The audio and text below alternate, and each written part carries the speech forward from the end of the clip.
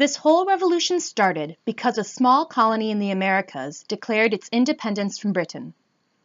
Hateful of the British and sympathetic to the Americans, France donated arms and supplies to their allies across the seas. However, this led France into debt, and there was no revenue to pay for its expenditures. The nobility refused to pay taxes, and the French government was finding it difficult to collect from the lower classes.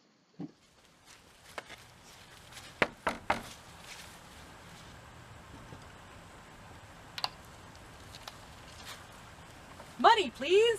Hell no! A series of poor harvests was pushing France into a food shortage, and Enlightenment thinkers began to question the absolute authority of the king.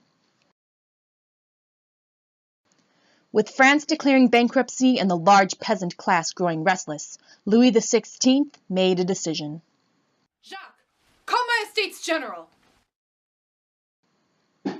The Estates General was unsuccessful.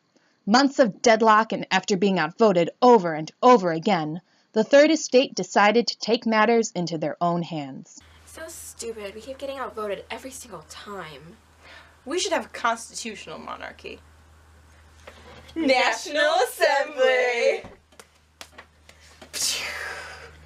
In an attempt to quell this constitutionally minded rising, the king locked the assembly out of the Estates General while the assembly had stepped out to lunch. Not to be disheartened, the assembly moved into the indoor tennis courts. You know what? I like this better. Yeah! Look, National Assembly! Louis ordered troops to Paris, mostly as a precaution against peasant revolts over food, but revolutionaries of the assembly viewed this as an act of war and stormed the Bastille prison to acquire arms. Cannons! Quick as you can, come on! Look blinded! Fall right first. Wait for it! Wait for it! Fire! Your Majesty, Yes, what is it, Lafayette? the peasants are revolting. Of course they are. They don't bathe. Meanwhile, back at the tennis courts, the National Assembly had drafted the Declarations of Man and the Citizen, based on the ideas of the Enlightenment thinkers that outlined the natural rights and freedoms due to man. The National Assembly continued to draft reforms. Among the extensive list was abolition of nobility and titles, abolition of feudalism, and it gave equal rights to Jews and black colonists. However, among the assembly there rose a small, radical, revolutionary group known as the Jacobians. For them, a constitutional monarchy was not enough, and they plotted to use subversion to remove the monarchy for good.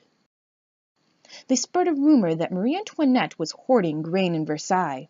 Hunger was now widespread in France, and the cost of bread was rising. A great fear was spreading throughout the country. In hearing the rumor of Marie Antoinette, a mob of angry women marched from Paris to Versailles, shouting, Bread! Bread! Bread! Bread! Bread! Bread! Bread! Bread! Bread! Bread! The king and the royal family were forced to pack up and move from Versailles to their palace in Paris. A few months later, seeing that things were annoyingly dying down, Jacobians, still plotting for revolution, marched on the king's palace in Paris. Palace guards, who were actually under the orders of the National Assembly, fired on the Jacobians, killing several. This was all the Jacobians needed to condemn a constitutional monarch and call for an absolute republic. In the anger and protest that followed, the king tried to flee to Austria, but unfortunately he was caught.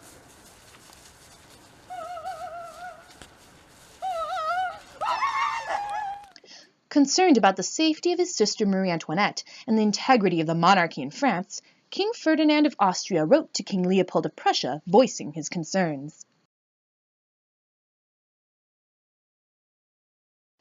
King Leopold heartily agreed at the seriousness of the situation, and together they drafted the Declaration of Penance, declaring war on France in protection of the royal family.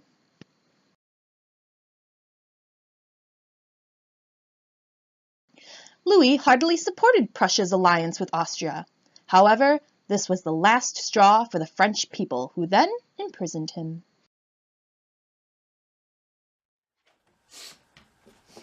Un tissue, s'il vous plaît? No. The National Assembly, now led by the radical Jacobians, called for a vote on execution, and by one vote, Louis and his family were sentenced to the guillotine. In 1793, Louis XVI was finally executed, and Marie Antoinette shortly thereafter. Meanwhile, the self-proclaimed head of the Jacobians, Robespierre, had taken over the government. He was a dictator whose reforms were as crazy as he was. He created a 10-day week with only 1 day off, a 10-hour day with 100 minutes. He abolished all religion and made it illegal to practice anything but worship to the supreme being, which may as well have been himself. The masses, sick of monarchy and hyped up in a mob fever, lapped it up and praised him as a great man. And so began the Reign of Terror. Robespierre created the Committee of Public Safety, a militant jury that convicted all enemies of the Republic. The punishment? Madame Guillotine. At first, people loved it. Hello, Colette. Hello, Mercedes. Perfect day for a head rolling, Mais isn't oui, it? très bien. So much blood.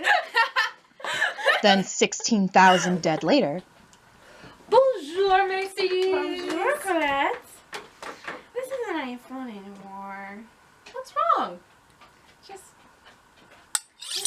I don't know. Yay? Pauvre Mercedes.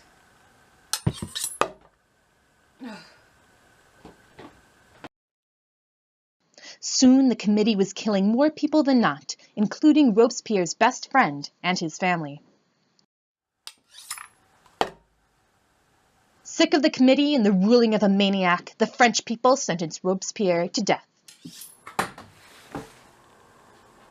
And so ended the Reign of Terror. What followed was a period of turmoil in France. Leadership was either corrupt or nowhere to be seen, until a certain handsome and dashing young general named Napoleon returned from war. A brave hero and a symbol of France, he took power and declared himself emperor. I declare myself emperor. And so the era of Napoleon began and the French Revolution ended. The end.